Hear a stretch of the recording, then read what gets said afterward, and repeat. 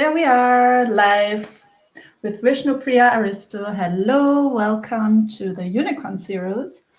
So good to have you Thank here. you, sir. Thank you, Sabrina. It's so exciting to be with you and this interesting interview show on my favorite topic. So thanks to you. Yes, I'm really curious to see what comes up in this conversation about manifestation. So, this is episode 4 of the Unicorn series, and it's all about giving you, the audience, the tools to create the life that you really dream about. And I feel manifestation is one really powerful tool that we can use. I mean, Vishnupriya, you and I, we meet basically every day during the week to do this kind of wonderful work and enjoy it. So it would be awesome if you could just talk a little bit about what manifestation really means. Sure. So I guess I might have a very different take about manifestation, especially Mm-hmm. considering tons of information out there. I guess the law of attraction coaches, manifestation coaches are like there's so many these days, and I mean nothing is wrong, but I guess I have a little different approach to it. So I Mm-hmm. look at manifestation very much from a soul perspective. I guess that's Mm-hmm. my uniqueness or the main unique part of it, because at the end of the day we are not this little human being that we think we are. It's There's something much bigger, than what we see in front of our eyes. So there is a blueprint, kind of a soul plan as we call it, even prior to birth. We are here to do certain things, to achieve certain things. So, just to give you, the difference that I'm talking about, even before we begin here, Mm-hmm. if you look at Creating Money, Attracting Abundance book, written by Sanea Ruman, it says that even too much money would actually put you out of the track of what you are here to achieve. So, again, the book name is Creating Money, Attracting Abundance by Sanea Roman, which says, okay, so what is then abundance actually means is that your soul has enough resources to execute the plans of this lifetime. If it has less money, then again it is a stumbling obstacle that it cannot achieve certain things that it wants. And if it has too much, that is also a distraction from our pathway. So every moment in time, having the right amount of money helps you actually navigate in the way that the soul actually plans for this lifetime. So I guess that's a very, very unique, different perspective comparing to, maybe even all of us wanting to have more money as an example. But the book Mm-hmm. says having the right amount of money is what we have to manifest rather than more or less. Mm. That's very powerful because it says basically create awareness on what is right for you as the specific human being in this life right now, figuring out what the soul wants to learn, what lessons are there. And too much money might block you from actually realizing certain lessons, but little will not give you the opportunities that you might need to have the growth and the expansion that the soul needs. Yes, absolutely. So just to give you an example here, let's say if Warren Buffett, as an example, has $90 billion, it means Mm-hmm. that the soul of Warren Buffett is intending to have it in the first place. That's why he was able to manifest it. Just for an Mm-hmm. example, if I'm trying to manifest $90 billion, and let's say I do all the manifestation formula right, but still, if it is not serving my particular soul to do what I'm here to do, then regardless of how much I try, how much right I apply the formula, I might not be Mm-hmm. able to make that $90 billion. So this is where we have to have that intuitive ability to understand who am I, what am I here to do, what is the right level of abundance, what is the right pathway that I'm here, and whether it's a house that you're manifesting, or a car, or a relationship, having that intuitive guidance from within. This is the kind of car that perfectly fits me. It might not be the Mm-hmm. Benz or it might not be the lower cost one. It could be somewhere in between, which suits you, that suits your lifestyle, that suits what your soul is here to, execute in this world. So having that awareness helps us understand why all of us are not Warren Buffetts in the world. He is here for that specific, let's say, pathway to show that it is possible to have $90 billion in whatever way he achieves it. So it's nice to have such inspirations, but trying to become like somebody else or trying to make, how much money they make might not Mm. be in alignment to you. So understanding your uniqueness becomes the first step in my manifestation formula. And what is the best practice to creating that awareness? Beautiful question with no sweet answer, because it Mm-hmm. is intuition, it is understanding who you are and what you are here to do. Now, those are the two questions, I guess, lifelong questions that we might have to keep discovering ourselves. So, the Mm. easiest tools that I have personally used is meditation and increasing meditations that are specifically meant for connecting with your soul or your higher self, however you would like to call it. Understanding there's no difference between you and your soul. When I say it, you are the soul. That's the correct statement, right? You are the Mm. soul acting like this particular character, whether it's Vishnupriya or Sabrina. We are all different characters. How it's like this is the vehicle that I'm in, and I here represents my soul.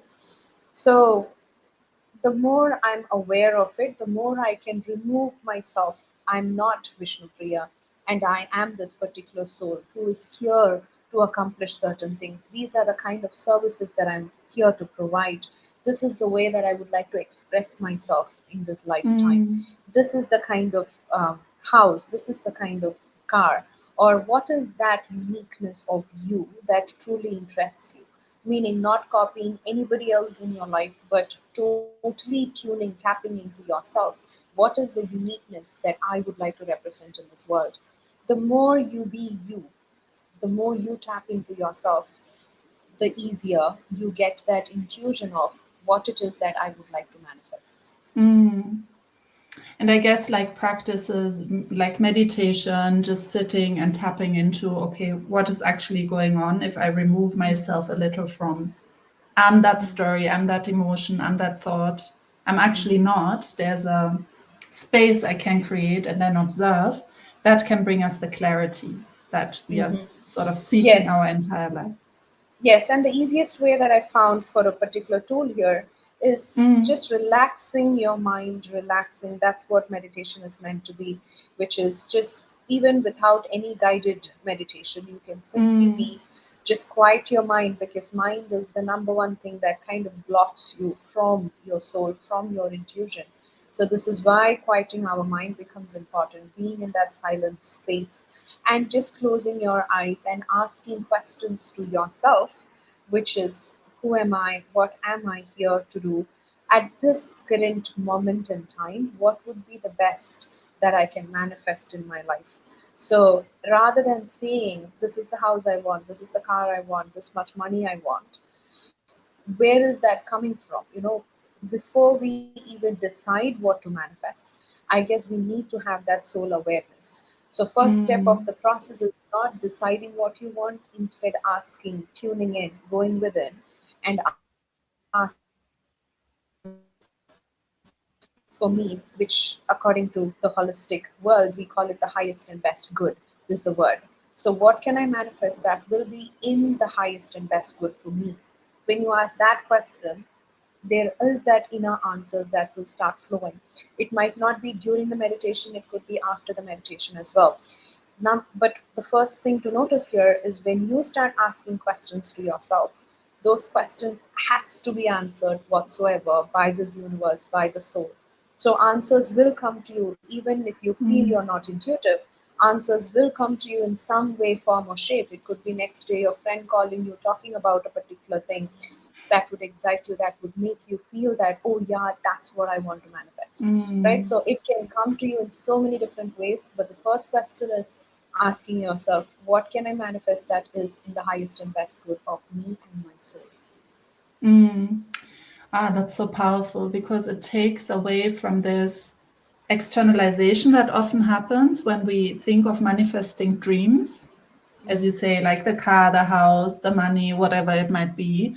But it really becomes an inside job and realizing, okay, there's something, there's maybe even a common theme when we tune in that we can spot that is sort of a red thread throughout our lives that will guide us to, okay, this is probably what I'm here to do. Mm. Um, but I also feel what you're saying is that it can then constantly change. Yes, You know what? absolutely. Yeah, that's the interesting part of the game, right? From our mind perspective, it would be like, this car, this house, this much money, and I'm settled for life. So Mm, that's how the mind thinks. But from a soul perspective, it's a constantly changing thing, right? Because mm, why do we manifest in the first place? The answer to that again comes from a Creating Money book, which I feel has a lot of manifestation secrets that I believe in. So, mm, why am I manifesting this car in the first place? If I dream about this Mercedes Benz and I would love to have it, and it would be so much proud for me to actually drive it in front of my friends, great. But the question is, why am I trying to manifest this? So, from a soul, if the soul is answering the question, the soul would say, because at the end of the lifetime, I cannot take Mercedes Benz outside of this earth. So, I mm, cannot take it with me. So, the soul is not actually interested in the Benz or the car or the money because none of this actually means anything to it, right? But what actually the soul wants from manifesting the Benz is to have personal growth. And the growth here meaning, prior to having that Mercedes Benz, my self worth, my self love, my self confidence, my value, self value, how much I value myself, how much I respect myself would be at this level versus when I actually have that Mercedes Benz, when I drive it in front of my friends or whatever it increases my self respect, my self esteem increases, my self worth increases. So, what the soul is actually wanting is to increase self love, self esteem, self worth, self confidence, self belief, mm, all of that. So, that's the true um, accomplishment that we are trying to achieve rather than the Benz. Benz is only an outside reflection of the inner change that you have made in your life. So at the end mm, of the day, every manifestation, whether it's money, car, relationship, whatever you want to manifest, touching the moon, whatever it is, at the end of the day, what we are trying to achieve is this difference in the personal growth. 5 years back, when I didn't have that iPhone, my self respect, self worth, self confidence was, let's say, 15%. Versus when I now have that iPhone, and 5 years down the line, I have increased my self respect, self confidence to 25%. And that iPhone is just a symbolic representation of my increase in self respect from 15% to 25%. So, if I understand that, when I can look at it from not from a physical materialistic standpoint, but from what inner change have I made, what growth have I achieved through this, or if you're going to manifest something, the first question to ask yourself is, if I do have this much money, or if I do have this car or this iPhone, whatever it is, what inner change will I feel? So, this is called essence. mm, What essences would I have improved? How much would I value myself?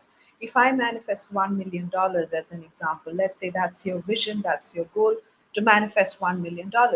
So the question to ask yourself now is, if I have achieved this, if I have already manifested this, how would my life look like? How would I treat myself? How much love would I have towards myself? How would I value myself? What would I do with the time that I have?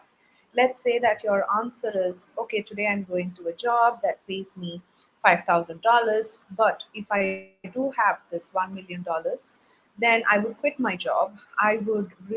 I really love playing music, and maybe I'm spending that time in playing music and doing things that I really love.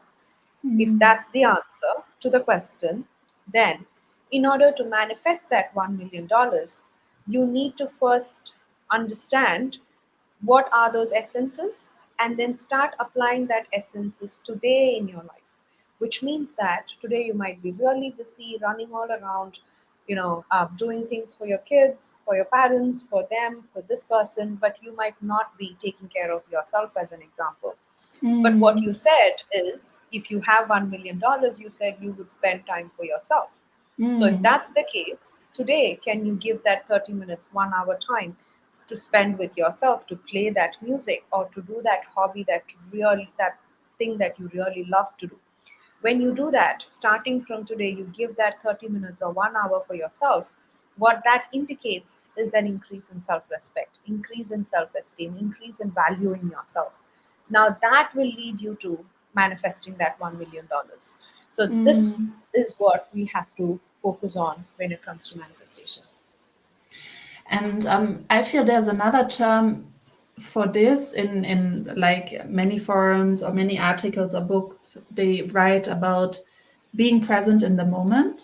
And what I hear you say is that's what it really takes. If I can be present in this moment, appreciate the moment, bring all the feelings, emotions, the good stuff into that moment, that's when I generate a certain energy that can get me to whatever the manifestation is.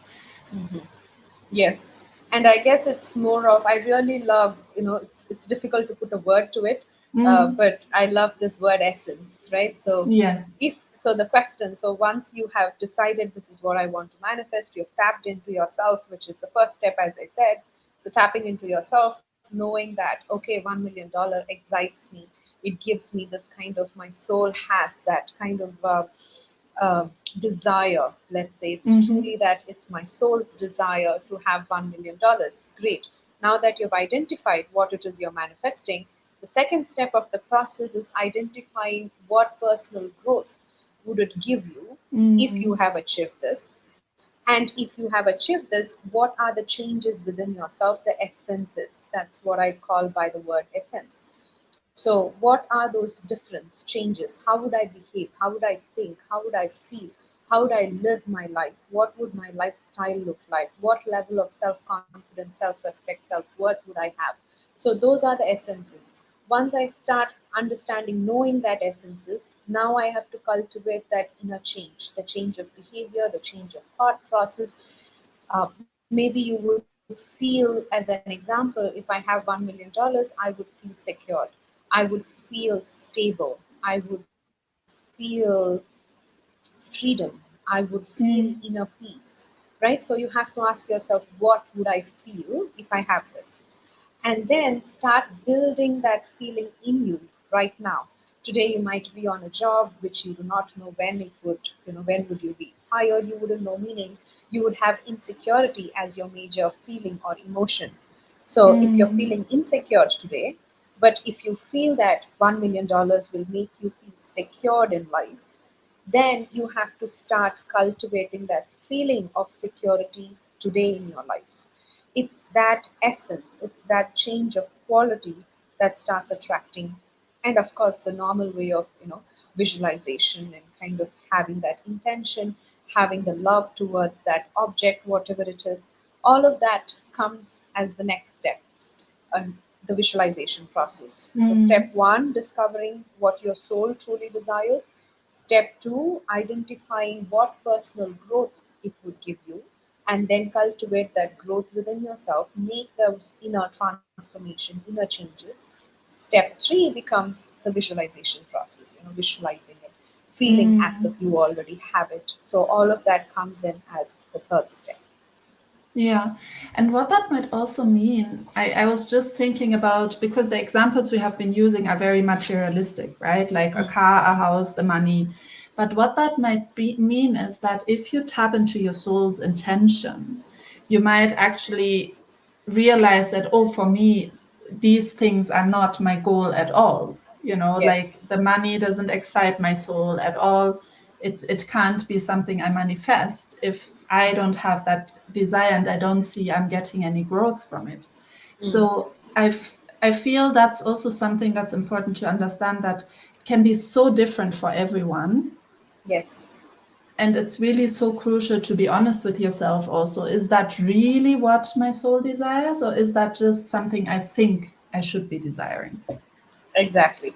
This is why the first step of the process is so important, because I see a lot of people doing manifestations or law of attraction, or people say, oh, this doesn't work for me, for example. Mm, The reason is because their desires are not in alignment with the soul's desires, right? So I might be thinking about $1 million versus my soul is actually working on a different process of whatever the money or whatever it is. So my soul mm, might be leading me towards a different direction, but my mind is creating, I have to have this or I should have this.